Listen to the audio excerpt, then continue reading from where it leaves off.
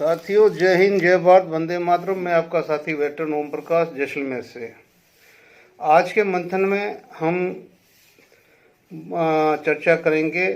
हमारी एक जो बच्ची है, जो आपको पता कि SMA1 से पीड़ित है, 14 करोड़ का इंजेक्शन चाहिए, तो उसकी बात भी करेंगे। कम्यूट की बात करेंगे, 8th पे कमीशन की बात करेंगे, और एक जो हमारा DSP अकाउंट के बारे में बात करेंगे।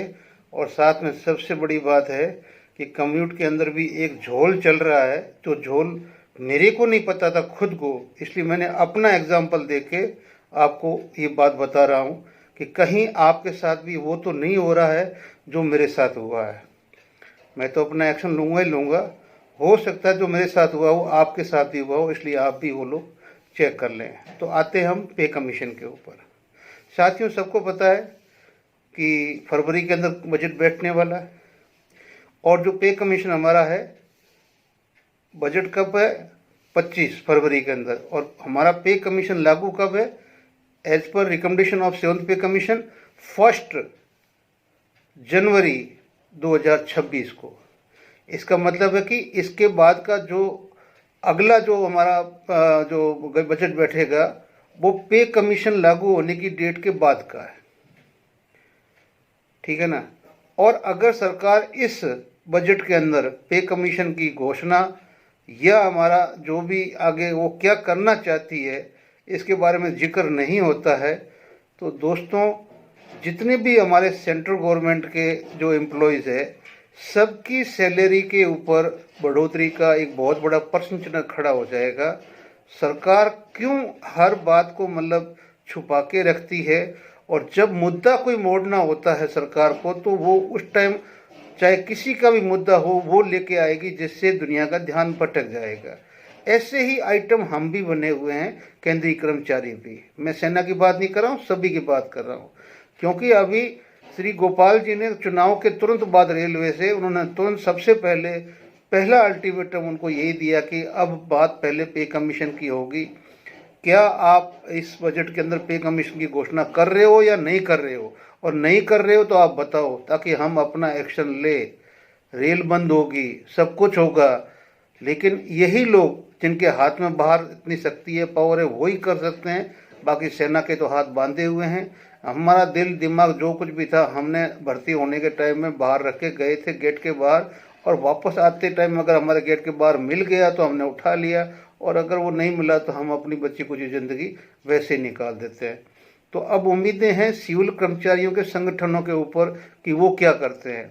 हालांकि इस बीच एक खबर जरूर आई है कि हमारी जो पे कमीशन की फाइल PMO के अंदर अभी विचाराधीन है, और उसके अंदर दोनों ऑप्शन दिए हुए हैं कि 1 साल बचा है, क्या पे कमीशन का गठन करना है, या फिर जो हमारा बढ़ोतरी का तरीका है, जो भी अगला नेक्स्ट है, जो आपको पता ही है कि वो तरीके के हिसाब से हमें आगे जो भी परसेंटेज के हिसाब से जो भी फिटमेंट फैक्टर मिलना है, वो फिटमेंट फैक्टर से आगे बढ़ाया जाएगा।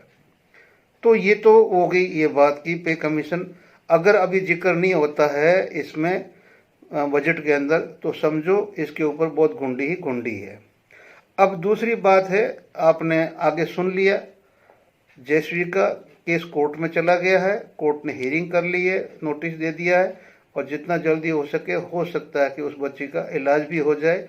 लेकिन हम लोग फ्लॉप हो गए हैं, हमारा संगठन सैनिकों का फ्लॉप हो गया है, और हम एक दूसरे पे प्रश्न उठाते रह गए हैं। लेकिन हम अपने पॉकेट से 500-700 रुपये जिसने दिए उनका शुक्रिया है। बाकी जितनी हमारी संख्या है, तो उतनी संख्या थोड़ी राजस्थान के छोटे छोटे जो शिक्षकों का और पुलिस वाले संगठन का, जो सेना का है।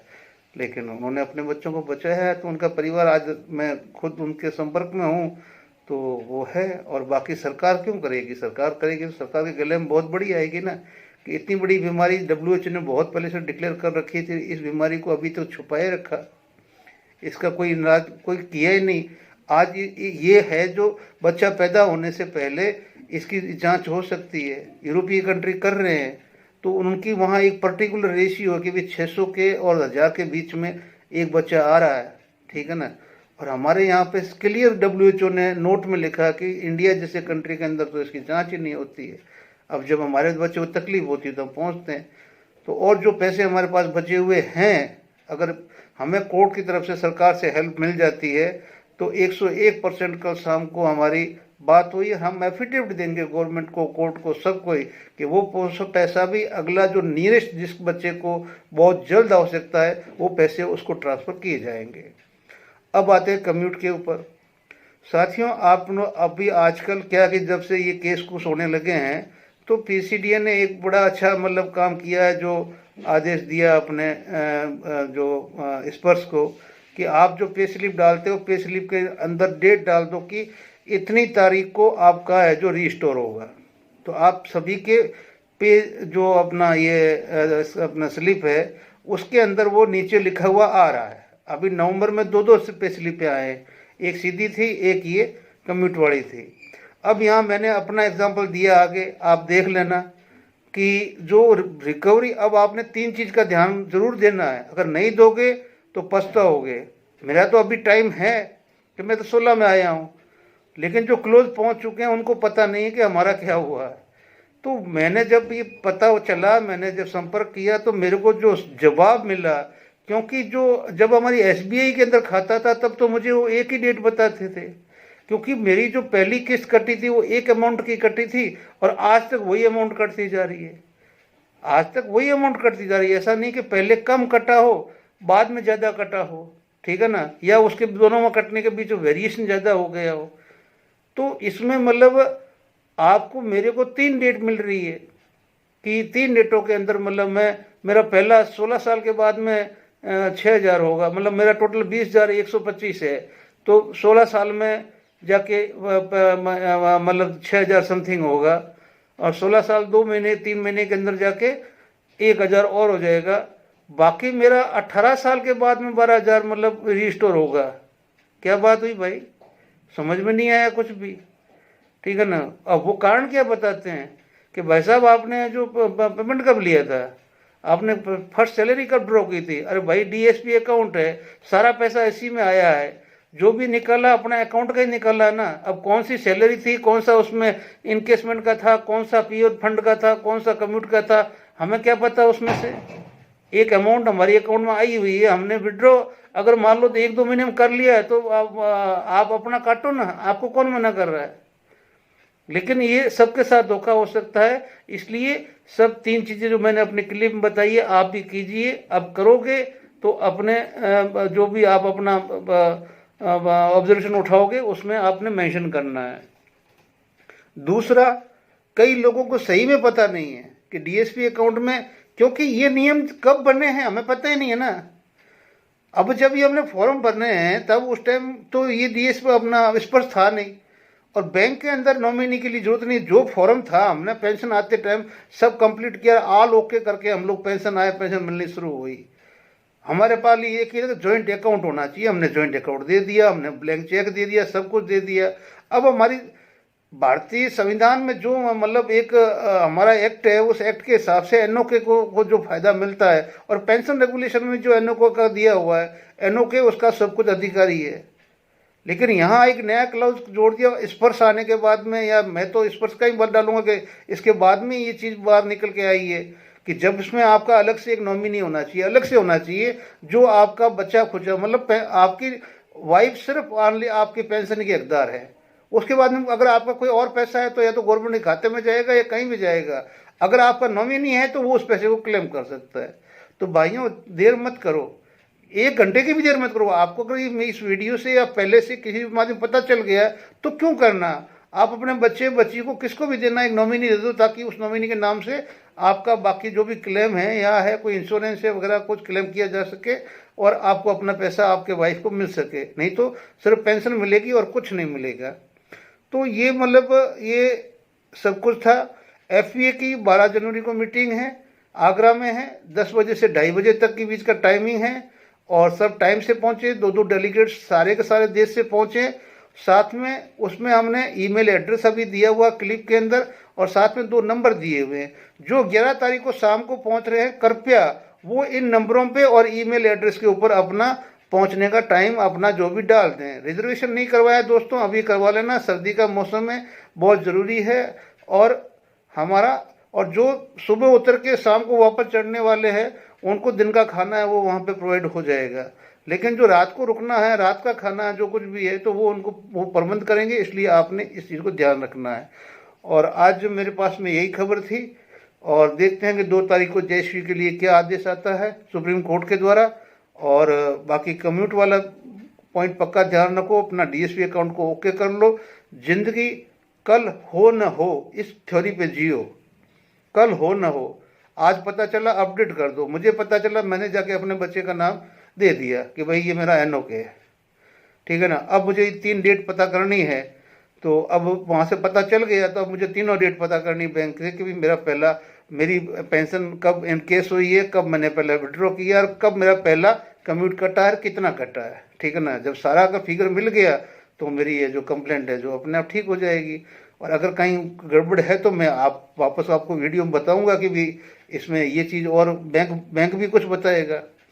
तो ये चीज़ें हैं, आप सभी चेक कीजिए कि किसके साथ में क्या गड़बड़ हो रही है। जय हिंद, जय भारत, वंदे मातरम।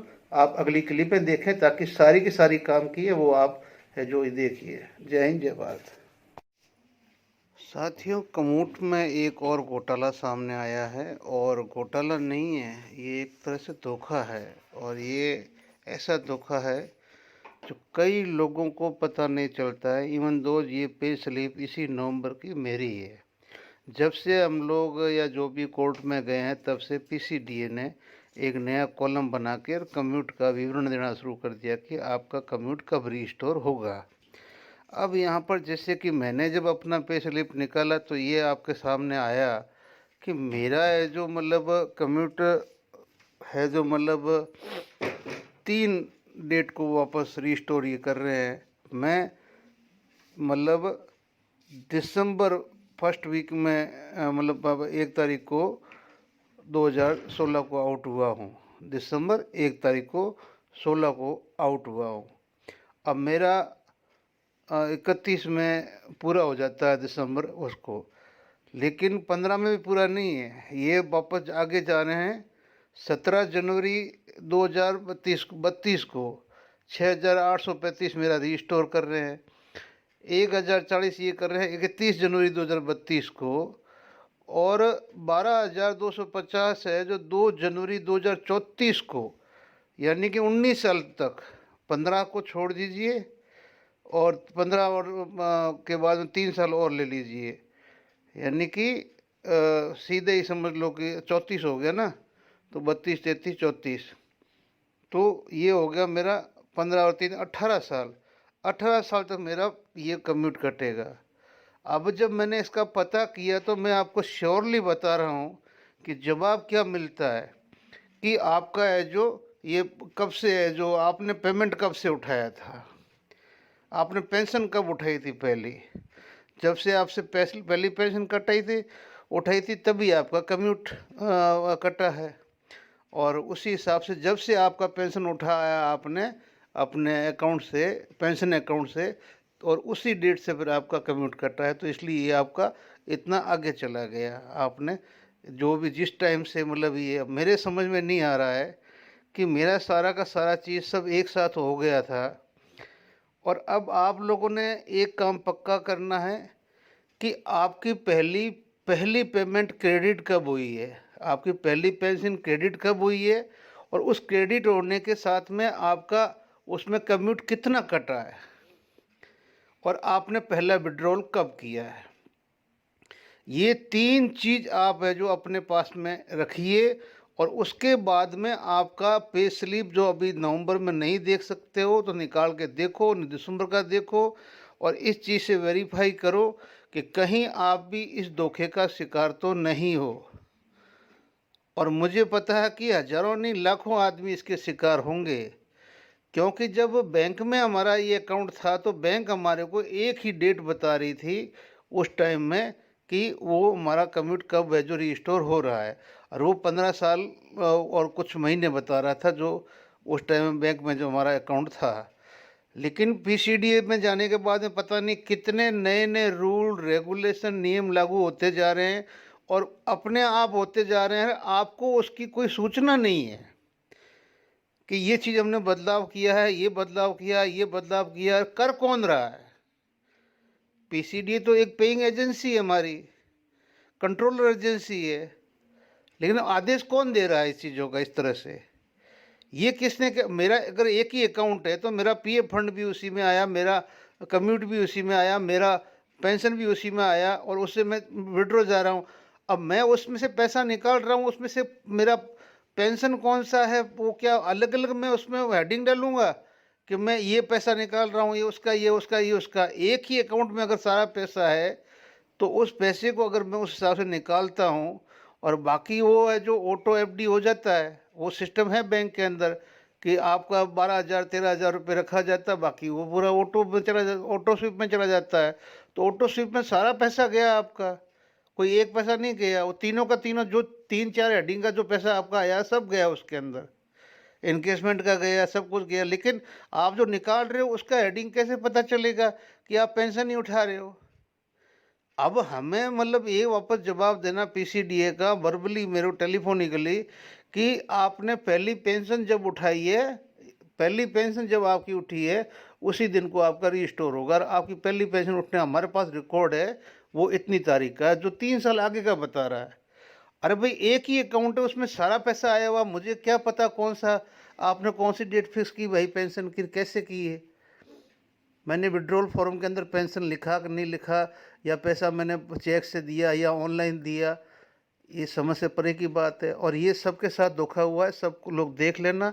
और ये मेरा खुद का मैं आपको दिखा रहा हूँ, और मुझे तो विश्वास है मैं अपना कर लूँगा, लेकिन आप लोगों के पास में आगे दिक्कत आएगा। जय हिंद, जय भारत, वंदे मातरम।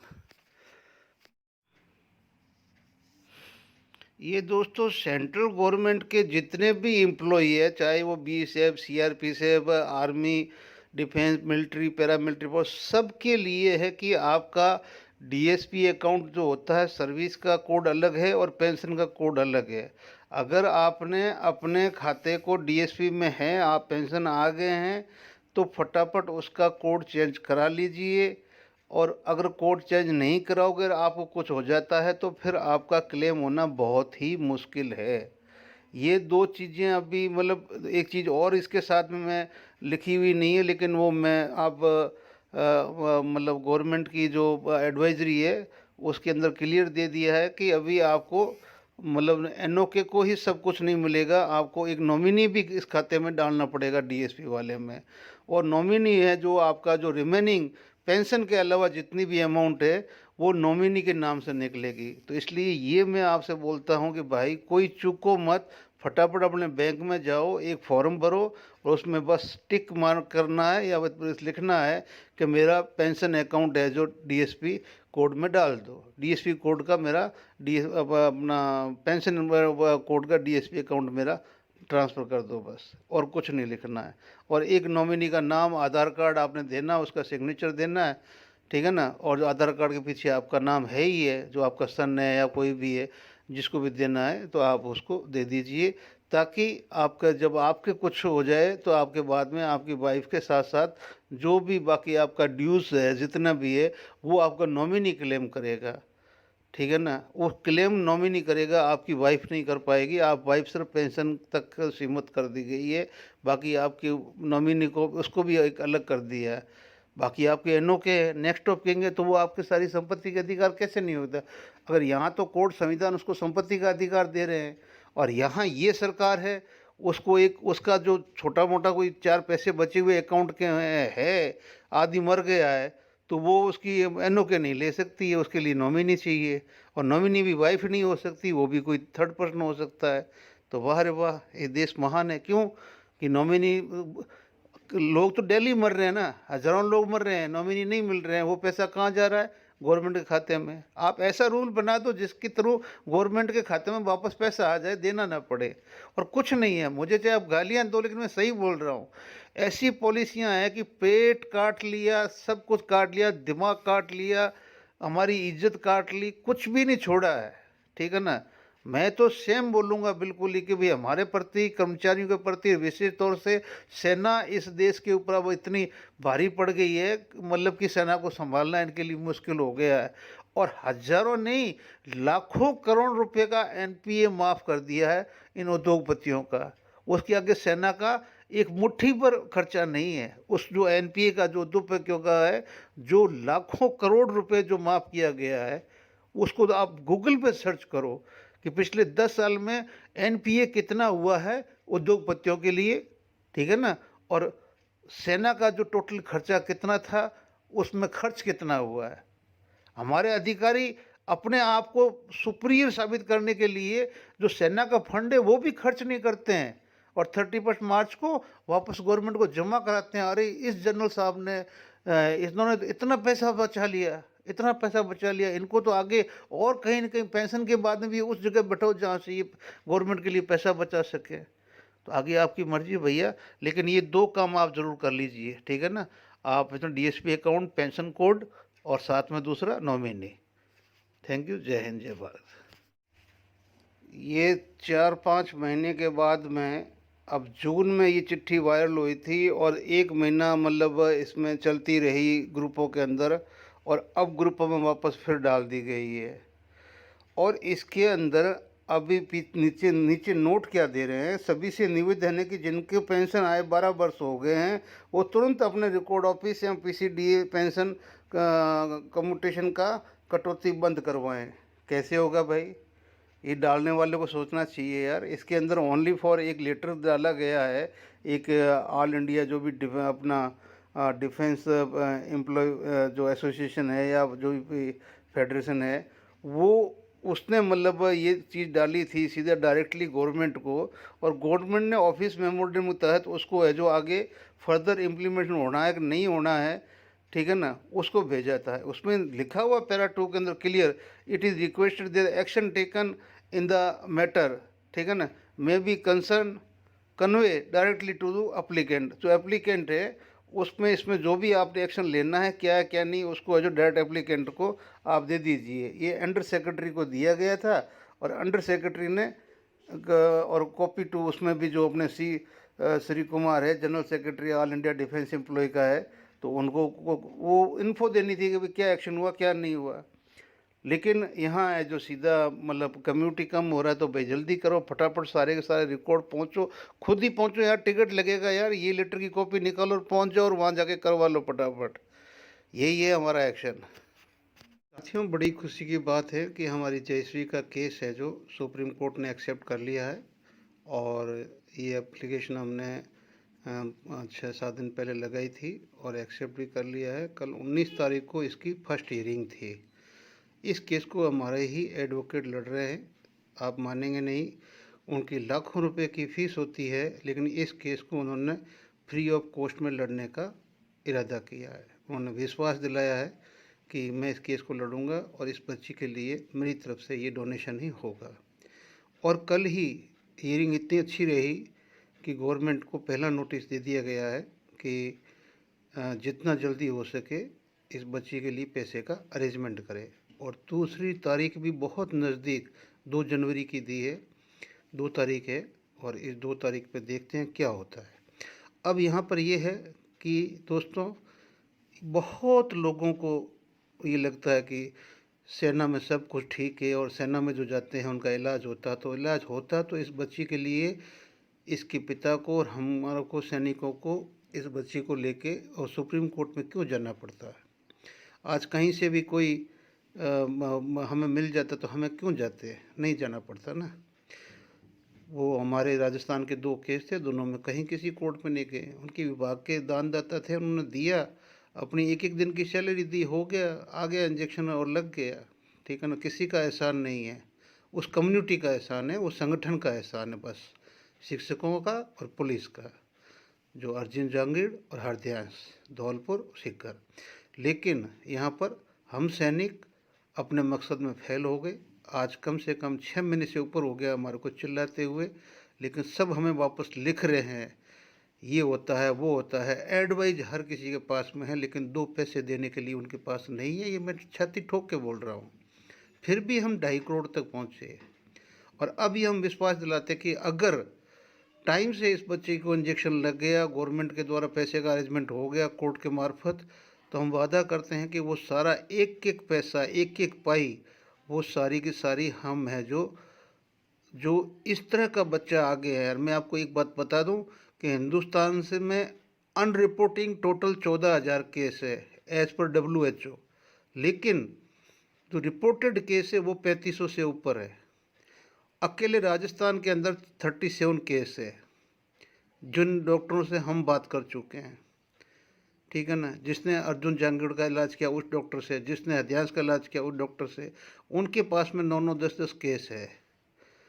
तो इस तरह से मतलब ये है कि चलो जाकू राके साइयाँ मार सके न कोई बाल लंबा का कर सके जो जग बैरी हो, लेकिन हम सैनिक ये नहीं बोल सकते, कभी ज़िंदगी में नहीं बोल सकते कि हमने ये अच्छा काम किया कि एक बच्ची को बचा लिया और 2-2 रुपये हमने इकट्ठे करके, क्योंकि हमारी संख्या संगठन में सबसे ज़्यादा है एक्टिव सर्विस और पेंशनों से मिला के, लेकिन हम इस बच्ची के लिए कुछ नहीं कर पाए। ये हमारी शर्म की बात है। जय हिंद, जय भारत, वंदे मातरम। FEA के सारे अलायंस और साथ में जो अलायंस अभी FEA के साथ आना चाहते हैं सभी के लिए ये खुशखबरी है, अपॉर्चुनिटी है कि 12 जनवरी को आगरा के अंदर FEA की राष्ट्रीय डेलीगेट की मीट हो रही है और इस मीट को संडे का दिन पड़ रहा है। ज़्यादा से ज़्यादा लोग पहुँचे और जो नए जुड़ना चाहते हैं वो सिर्फ अपना लेटर पैड पे अपना मतलब एग्रीगेशन दे दे, स्वीकृति दे दे और अपना रजिस्ट्रेशन की एक फ़ोटोकॉपी लगा दे और वो भी अपना एक अध्यक्ष और साथ में एक डेलीगेट लेके आ सकते हैं और जुड़ सकते हैं। और सबसे बड़ी बात है कि आगरा पहुंचने से पहले अगर जो आगरा से पहले पहुंचते हैं, 12 तारीख को मीटिंग, अगर 11 को कोई पहुंच रहे हैं तो उनके लिए रहने के लिए और जो भी है मतलब खाने के लिए सुविधा के लिए ये जो नीचे ईमेल एड्रेस दिया हुआ है, नंबर दिए हुए हैं, कृपया आप इनके ऊपर संपर्क करें।